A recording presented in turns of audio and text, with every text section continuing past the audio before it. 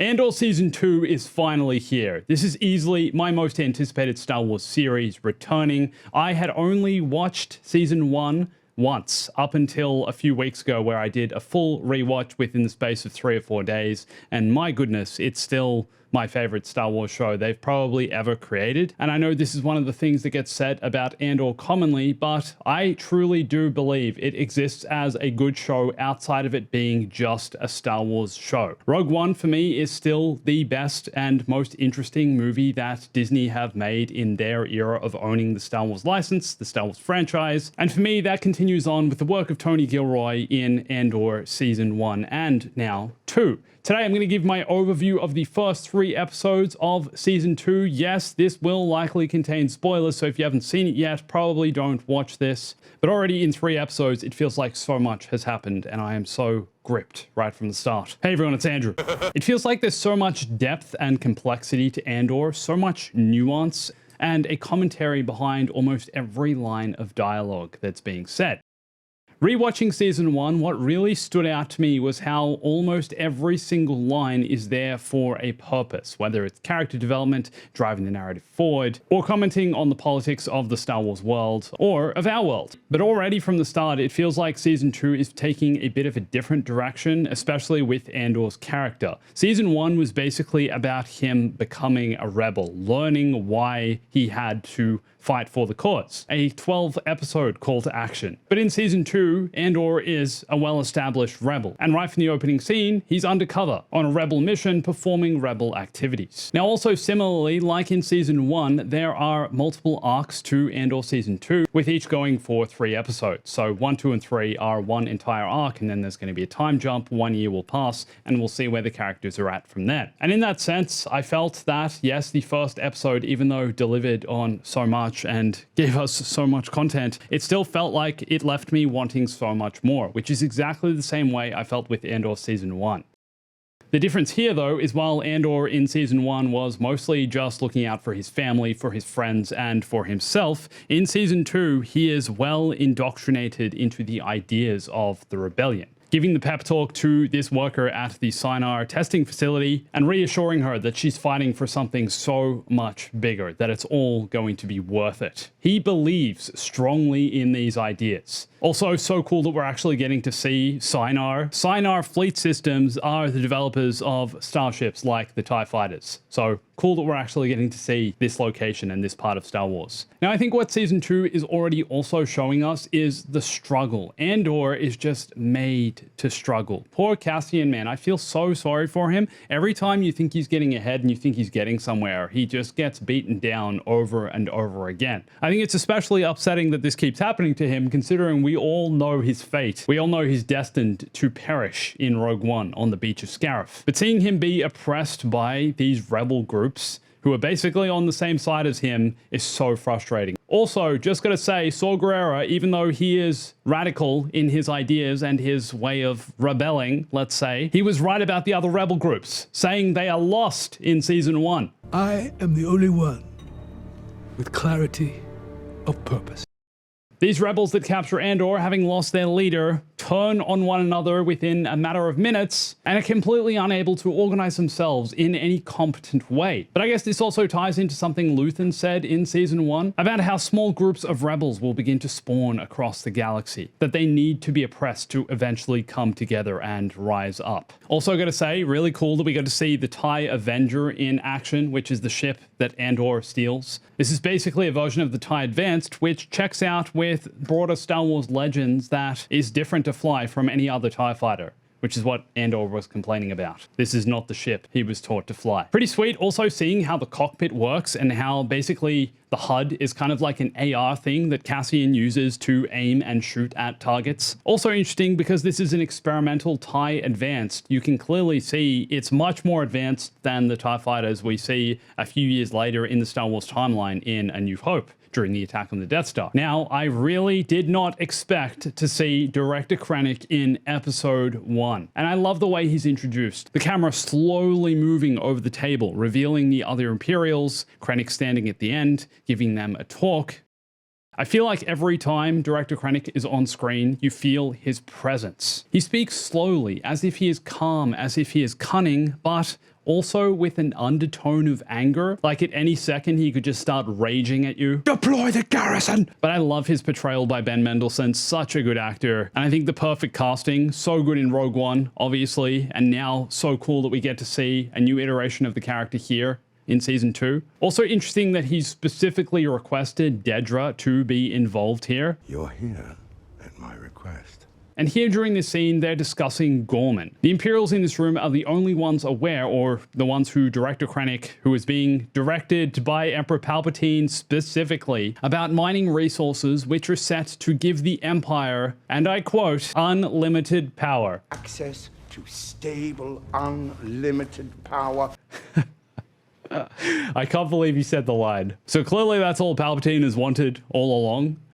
But interesting that I think Krennic here is also playing all of these Imperials and lying to them. He's saying that the Emperor and the Empire are basically seeking an unlimited power source, and this certain mineral on Gorman is going to provide them with that. However, I believe that's not actually what it's intended to be used for. I believe what they're going to mine on Gorman eventually, which I think we'll see later in the season, is going to be used to build and fuel the Death Star. Love the scene between Krennic and Dedra. Short, sweet, nothing more was said than needed to be said. Dedra being very efficient with her word choice. It really shows her way of thinking and why I think Krennic chose her for this objective and for this security operation. But also interesting seeing in episode 2 her somewhat evolved relationship with Major Partagaz. The fact that Dedra is saying she doesn't want the Gorman job. I don't want the Gorman project.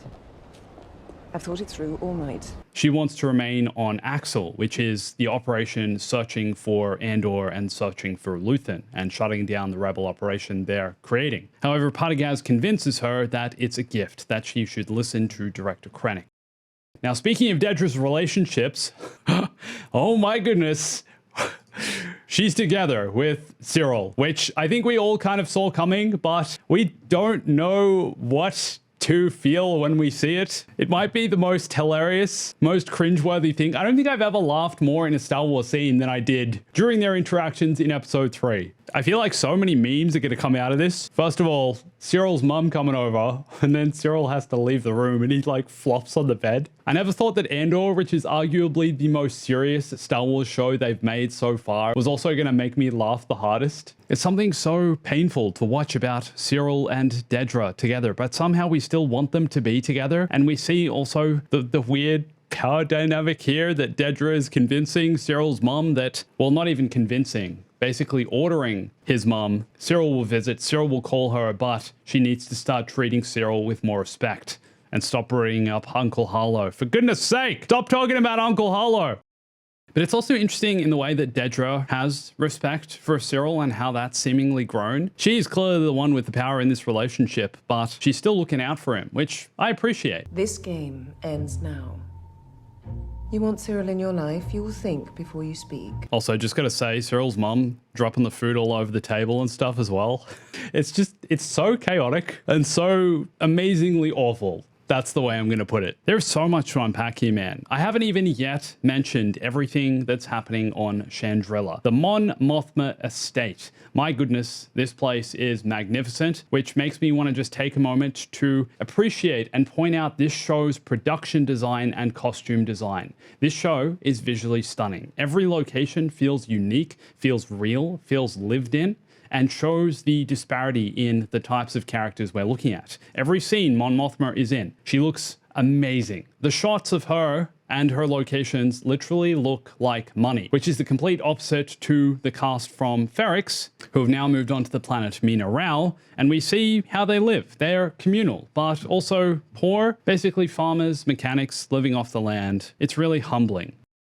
Also interesting though how money is kind of depicted in this show, how we're seeing the struggle of both people with heaps of money and people with no money. Each face their own set of challenges, and I wouldn't even say one is easier than another. And in that sense, all of that is an example of the oppression placed on the galaxy by the Empire. And on Mina Rao specifically, we're seeing that directly with the Imperials showing up, doing an audit, and basically looking at people's visas. And isn't it funny how as soon as we saw this Imperial, feels like the creepiest, or one of the creepiest Imperials we've ever met in Star Wars. And then eventually what happens, he attacks and attempts to rape Bix, which is pretty full on, and I found personally really hard to watch. It's so intense, man. You feel the tension, you feel scared. And I'm so glad Bix was able to fight him off and get away, but sad that we lost Brasso. Because for the longest time, his character, I think, has felt like the protector of this group.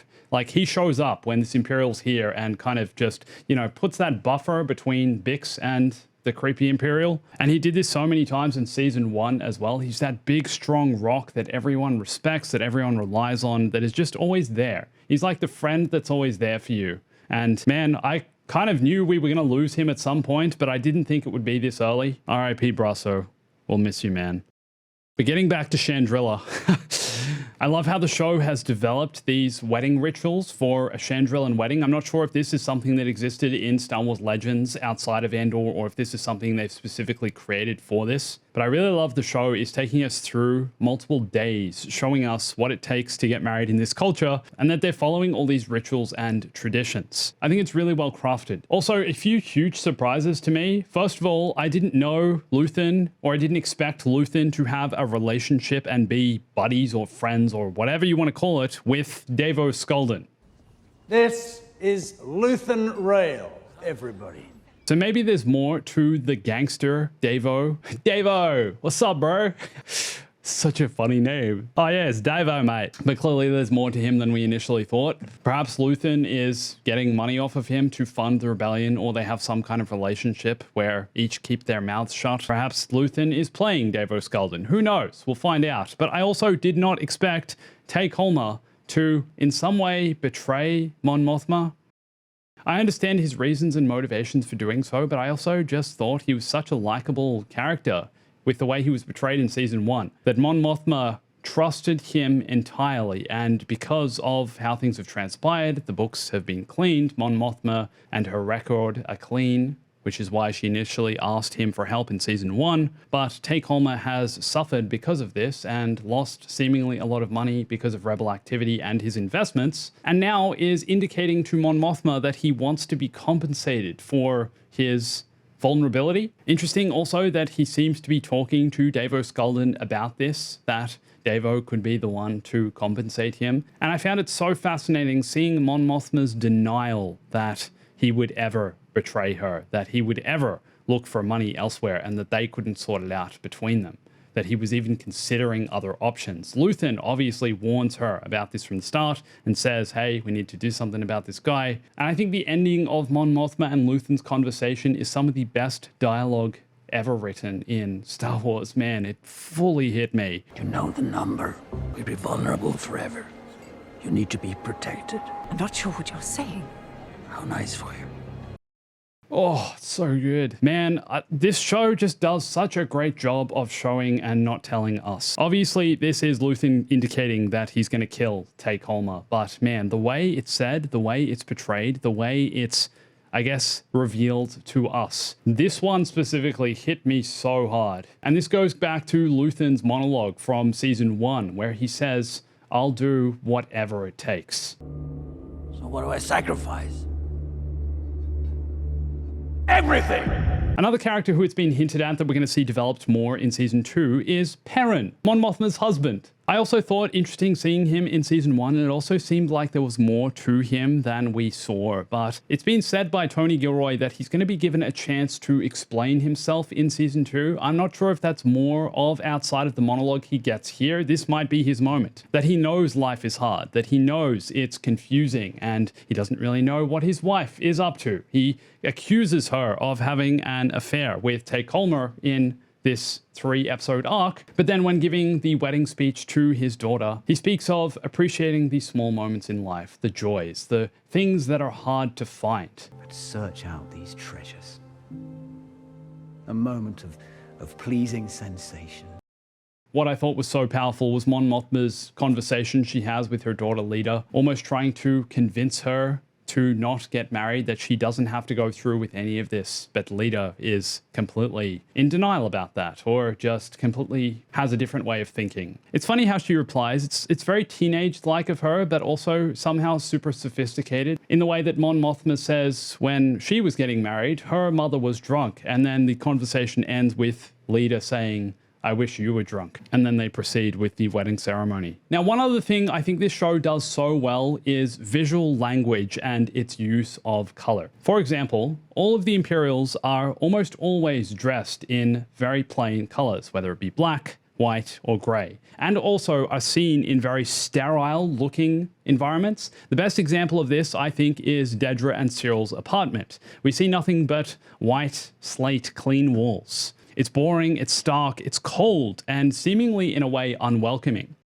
But when Syril's mother enters the scene, she is wearing bright orange. She is an outsider to this environment. She doesn't belong here. And then we compare this to basically the way any of the rebels or other characters are dressed and the environments they inhabit. They're always full of color, full of life. Like I said before, Chandrila just looks like money. Everyone is dressed elegantly, and the colors are bright. Even the way Bix, Brasso, and the other workers are dressed on this planet, again, full of life. They have community, they have that sense of friendship, and that's displayed in the colors they wear. Subtle things that the show creators are doing to tell us a visual language on a subconscious level. Also, just gotta say, so glad that the Neomos beats are back. And I found it really interesting that they used this music over the entire final sequence of episode 3 to end this arc. Ending with Brasso's death, with the rebels shaken from what they've just been through, with Mon Mothma getting absolutely sloshed because she can't believe her childhood friend is about to be killed for the greater good of the rebellion. Mon Mothma got some sweet dance moves as well. Interesting that Perrin's looking at her in a way where he is almost concerned and he knows something is wrong, that she's dancing and letting loose like this. I'm really looking forward to Perrin's character development. I feel like there's so much more here that they're not showing us yet. But man, there's so much more that I haven't even mentioned in these 3 episodes. And I think what we got in the first 3 episodes is honestly just a taste of what's to come. I think it's going to be heartbreaking. I think it's going to be shocking, confronting, and I think it's going to be some of the best Star Wars that's ever been made. That's my opinion anyway, but I'd also love to hear yours, so let me know what you thought of the first 3 episodes in the comments below. Subscribe, come follow me on Instagram and Twitter for more of me. Thanks for watching this, and stay bombastic.